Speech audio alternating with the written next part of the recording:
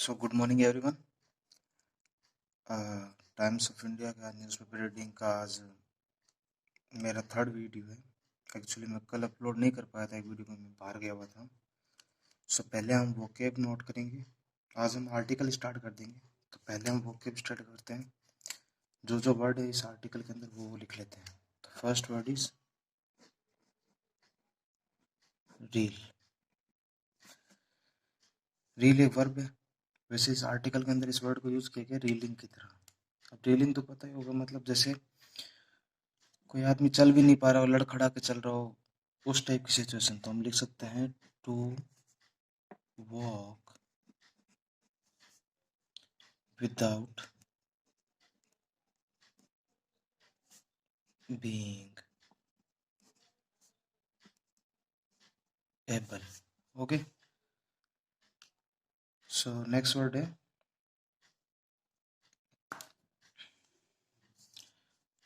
Next word is deter. DETER। इसका मतलब होता है to make somebody decide to, मतलब कोई काम को मना करना। To make somebody decide not to do, मना करना। ओके, एंड नेक्स्ट वर्ड है मिटिगेट। काफी यूज होता है ये वर्ड, MITIGAT। मिटिगेट का मतलब होता है टू मेक लेस सीरियस। कोई काम को कर रहे हो तो उसको मतलब सीरियस नहीं रहना। To make less serious. अगला वर्ड है ऑब्लिगेशन।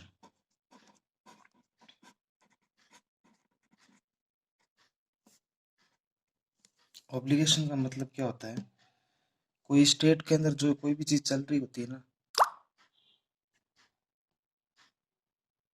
वो अकॉर्डिंग टू क्या हो, वहाँ के लॉ और वहाँ की जो भी ड्यूटीज है उसके अकॉर्डिंग हो, तो उसी को हम ऑब्लिगेशन की तरह रिप्रेजेंट करते हैं। तो क्या लिख सकते हैं, द स्टेट और having to do according to law and duty, या ऑर्डर बोल सकते हैं। एक चीज याद रखना, ऑब्लिगेशन जो लिखा है मैंने यहाँ पे, एक वर्ड होता है एलिगेशन। ये इसके जस्ट सिमिलर टाइप का लगता है। एलिगेशन का तो मतलब होता है कोई चीज पे आरोप लगाना, ध्यान रखना। ये ऑब्लिगेशन है, ये एलिगेशन, और एक डेलीगेशन भी वर्ड होता है। ठीक है, तो इन तीनों वर्ड में आप कंफ्यूज मत होना। अगला वर्ड है परसुएशंस। PERSUASION।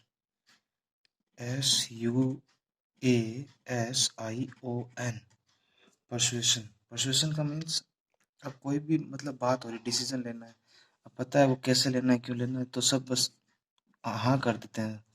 इसका मतलब क्या होता है कि एक पॉलिटिकली बिलीफ बना लेते हैं। जो भी कोई मीटिंग होती है तो कह रहे हैं हाँ हम इस वादे को पूरा करेंगे, तो हम पॉलिटिकली उसको कंसिडर करते हैं, परसुएशन को।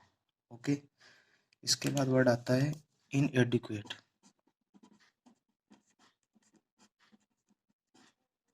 इनएडिक्वेट का मतलब क्या होता है कि कोई चीज इनफ नहीं होना।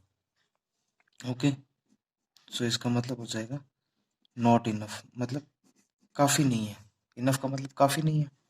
और इसका अगर मैं अपोजिट वर्ड देखूं तो हो जाएगा एडिक्वेट। एडिक्वेट का मतलब हो जाएगा फिर इनफ। ओके, अगला वर्ड है एक्किलीज हील। ये मेरे हिसाब से काफी लोगों ने सुना भी नहीं होगा, और सुना होगा तो अच्छी बात है। Achilles heel, ACHILLSHEEL।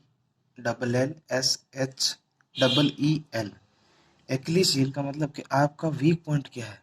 अगर किसी को पता चल जाए तो वो काफ़ी अच्छा बेनिफिट उठा सकता है। इसका मतलब होता है कि आपका weak point Achilles heel. Okay, and next word is stimulate. मैं बाद में आगे नेक्स्ट वीडियो में आपको आगे की वीडियो में ये भी बताऊंगा कि आपको वर्ड को याद कैसे करना है। मतलब वर्डों को रिलेट किया करो काफ़ी। मतलब स्टिमुलेट, अब एक वर्ड होता है मैनिपुलेट। मैनिपुलेट का मतलब होता है घुमाना, और इसका मतलब क्या होता है टू मेक समथिंग स्ट्रोंगर। तो ऐसे है ना, मतलब किसी ना किसी वर्ड से किसी ना किसी वर्ड को रिलेट कर लिया करो, तो क्या वो माइंड में काफ़ी टाइम तक बना रहेगा। To make something stronger. Next word है वेनिस। दाग धब्बे मिटाओ। इसका मतलब होता है वेनिस पाउडर आता है, तो इसका मतलब होता है कोई चीज़ क्लियर करना, वेनिश। नेक्स्ट वर्ड है एंटिटीज। काफ़ी यूज होता है, ANTITIES। एंटिटीज का मतलब होता है कि सेपरेट ग्रुप बनाना या सेपरेट अपनी एक आइडेंटिटी रखना। ओके, ये भी मैं आर्टिकल करूँगा तब आपको पता चलेगा इन वर्ड का। ठीक है, सॉरी सॉरी पता ही नहीं चला। ओके, ये रहे।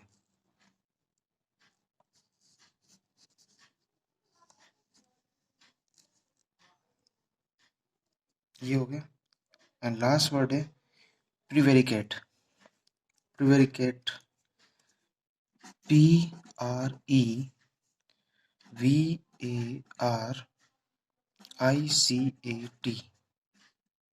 ओके, इसका मतलब क्या होता है कि जैसे आपने देखा होगा कि ट्रम्प के बारे में बताया गया था कि ट्रम्प है ना, मतलब एक दिन में कितने झूठ बोलता है। तो इसका मतलब यही है। प्रिवेरिकेट का मतलब आप ऐसे याद रखो, ट्रम्प को याद रखना, डोनाल्ड ट्रम्प को। तो इसका मतलब होता है कि to avoid answer.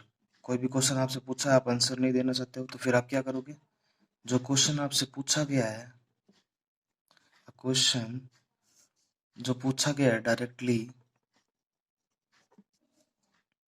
In order, और आप क्या करोगे, उसको उस क्वेश्चन को हटा के कुछ और जवाब देना चाहोगे। Order in hide the truth. Okay, so ये आज के आर्टिकल की वोकैब थी। आज मैं आर्टिकल शुरू कर रहा हूँ। अभी तक हमने हेडिंग पढ़ी थी, 2 दिन हेडिंग देखी थी। सो अब हम आते हैं आर्टिकल के ऊपर। Okay,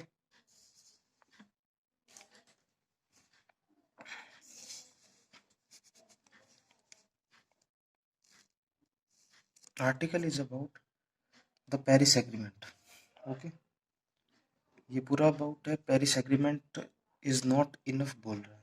okay, ISN apostrophe S enough, मतलब सिर्फ एक पेरिस एग्रीमेंट होता है, वो ही काफ़ी नहीं है क्लाइमेट को चेंज करने के लिए। पेरिस एग्रीमेंट आप लोगों ने काफ़ी सुना होगा, मॉन्ट्रियल प्रोटोकॉल, क्योटो प्रोटोकॉल, ये सब क्लाइमेट के लिए होते हैं। ठीक है, तो इसके रिस्पेक्ट में हम क्या करते हैं, अलग अलग चीज़ पढ़ते हैं। और अब बोल रहे हैं कि अभी रिसेंटली कुछ आर्टिकल ऐसे भी हैं जिसमें पता चला है कि अर्थ पे मतलब काफ़ी ज़्यादा ग्लोबल वार्मिंग और बिल्डिंग्स और इंडस्ट्रियल्स का इतना मतलब हो चुका है, जिसके कारण मतलब टेम्परेचर राइज हो रहा है, काफ़ी तरह के विंड्स की स्पीड्स इंक्रीज हो रही है, जिसके कारण अलग अलग तरह के स्ट्रॉम आ रहे हैं, स्ट्रॉम तूफान आ रहे हैं। शुरू करते हैं। Paris agreement is not enough. ठीक है, खाली पेरिस समझौता करना ही, मतलब एग्रीमेंट करना ही, सारे देश मिलके पेरिस एग्रीमेंट होता है क्लाइमेट के लिए, कि वो करना ही खाली इनफ नहीं है। तो फिर ये क्या लिखते हैं, climate crisis is too important to be left to government alone. Climate crisis बहुत इंपॉर्टेंट है, लेकिन ये गवर्नमेंट को ही अलग करता है, तो प्राइवेट सेक्टर को भी इसके अंदर देखना चाहिए। ओके, सो हम पहले आते हैं। आज आपको दिख रहा होगा अच्छे से, the world is not only suffering because of Covid. ठीक है, कोविड से ही खाली विश्व नहीं परेशान है, एंड इकोनॉमिकली डिस्ट्रेस, इकोनॉमिक से भी नहीं। मतलब ये क्या कह रहा है, the world is not only suffering because of Covid and economic distress, it also really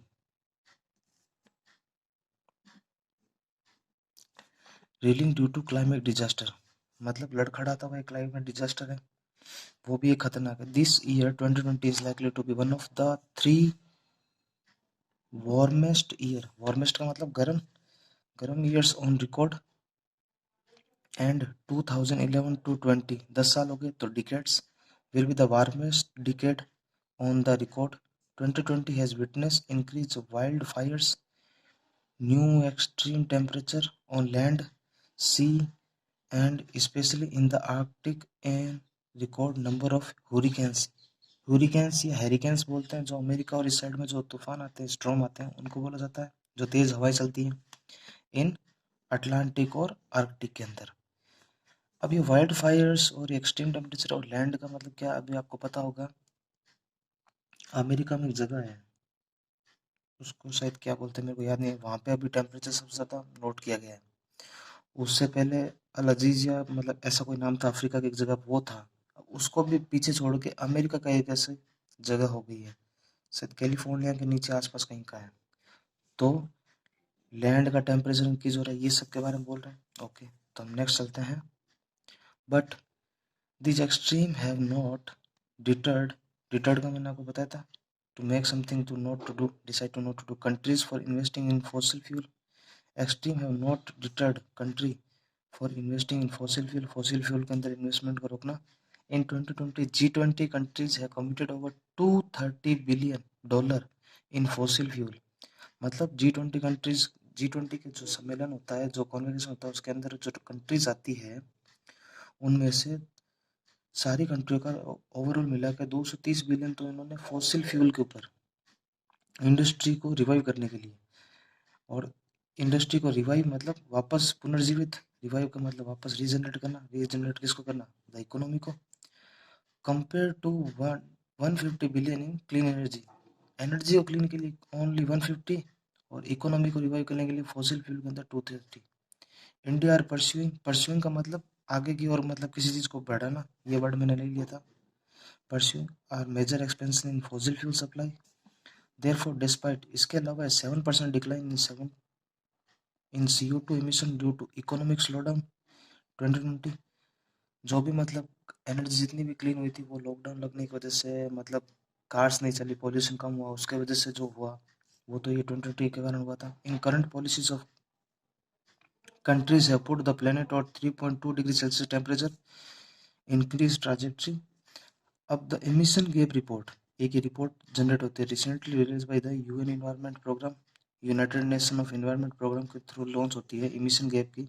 उसमें बताते हैं कि G20 नेशन में वो account for 80% of the global greenhouse gas, GNG बोलते हैं, global greenhouse gas emission are collectively not on track to meet their modest Paris agreement commitment. मतलब कोई मतलब नहीं है उसका पेरिस एग्रीमेंट का, एकदम हॉट यानी एकदम गर्म टाइप की, और countries like Australia, US and Canada are falling short of their target.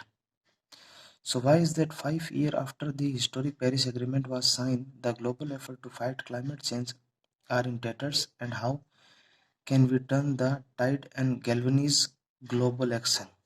कहने का मतलब क्या है कि 5 साल बाद भी अगर हम एक हिस्टोरिकल पेरिस एग्रीमेंट को करते भी है ना, और क्लाइमेट के साथ लड़ने चाह रहे हैं, तब भी कोई मतलब नहीं, क्योंकि उसके लिए how can we turn tide and galvanise, galvanise का मतलब होता है कि कोई ऐसी चीज़ जिसके ऊपर किसी और चीज़ की लेयर लगा देना, जैसे लोहे के ऊपर किसी अलग चीज़ की लेयर लगाते हैं ताकि उस पर जंग ना लगे, उस प्रोसेस को बोलते हैं गैल्वेनाइजेशन। तो इसी तरह यहाँ पे भी इस वर्ड को ऐसे ही यूज किया गया है, ठीक है। ओके, तो आगे बढ़ते हैं। The Paris agreement is a voluntary agreement, मतलब एक ये बातों का एग्रीमेंट होता है, in which country are free to choose their climate change, अपने आप क्लाइमेट टारगेट, मतलब कि वहाँ बैठ के तो ऐसे ही करते हैं, उसके बाद अपनी अपनी कंट्री अपने आप से डिसाइड करती है कि हमें अपने क्लाइमेट को कितना खराब या कितना सही या कितना उसके रिस्पेक्ट में उस पर काम करना है। Called nationally determined contribute, countries are also supposed to self-differentiate based on their responsibility for causing climate change on their capability to mitigate it। Mitigate का मतलब less serious। Hence, developed countries are expected to make up higher emission। जो developed country हैं वो तो expected करती है higher emission cuts कर सकती है, क्योंकि वो डेवलप है, and the developing country, but if the rich country does not commit to higher target, so no one question और डिमांड ए रिविजन। भाई बड़ी कंट्रीज है, US, अमेरिका और चाइना, उनसे कौन बात करेगा, सॉरी यूएस और मतलब ये चाइना हो गए, जो ये जो लोग अपने इंडस्ट्रीज को चलाते हैं, तो आपको पता होगा अमेरिका ने वॉकआउट भी कर दिया था पेरिस एग्रीमेंट से। इस आर्टिकल में उसके बारे में भी आएगा। Beside if a country fails to meet NDC there is no penalty, the only obligation, obligation का मतलब मैं बता चुका हूँ, कोई चीज़ को मना करना। तो ये submit report regarding the action countries are talking to meet their commitments. The Paris Agreement is therefore based on goodwill and moral persuasion. moral persuasion good. अब ये एग्रीमेंट हो किस बात पर है कि हर कंट्री के बाद अपना टारगेट बन ले और उसके बेस पर ये लोग काम करें। Okay, and goodwill will prevail. assumption is that the goodwill will prevail. Countries will enhance का मतलब बढ़ाना, increase their target and collectively action would meet climate goal, ताकि वो क्लाइमेट के गोल्स को जहाँ तक उन्होंने पकड़ रखा है वहाँ तक वो इसको ले जाए। But here lies the mismatch. Since the beginning countries have viewed climate negotiation जैसे आप दुकानदार के साथ नेगोशिएट करते हो, भावताल नेगोशिएट करते हैं for economic and not as an environmental negotiation. मतलब अगर ये कंट्रीज नेगोशिएशन करते भी हैं तो मतलब अपने देश की इकोनॉमी को बढ़ाने के रेस्पेक्ट में इन्वायरमेंट को देखेंगे, ना कि इन्वायरमेंट के रेस्पेक्ट में नेगोशिएशन करेंगे। So instead of corporation competition is the foundation of this negotiations. Worse still और खराब हो जाता है, negotiation are viewed as zero sum game. अब ये लाइन आ गई। For instance Donald Trump believes that reducing emission will hurt the US economy. Again वही बात कि ये इन्वायरमेंट के रेस्पेक्ट में भी इकोनॉमी की बात करते हैं। एंड ये कह रहा है benefit of China, so he walked out of Paris agreement. George Bush did the same with Kyoto protocol. आपको बताना क्योटो प्रोटोकॉल कौन से सन में हुआ था, और कमेंट करके जरूर बताना। China to believe in the viewpoint and the despite being the world largest polluter in NDC woefully inadequate। inadequate का मतलब मैं आपको बता चुका हूँ। inadequate का मतलब not enough and complete with 4 degree Celsius warming. Okay, so ऐसे ही आप बाकी का पूरा आधा आर्टिकल मैं पढ़ूंगा और आधा आप, अगर आपको अच्छा लगा होगा तो मैंने वर्ड तो पूरा लिखा दिया और आप इसको बस इतना बचा है, आप इसकी प्रैक्टिस करना। अगर आप न्यूज़पेपर डेली मंगवा रहे हो तो न्यूज़पेपर तो आप इसे ऑनलाइन गूगल पे पढ़ सकते हो, तो इस आर्टिकल को जरूर पढ़ना पूरा। और गाइस बताना कैसा लगा।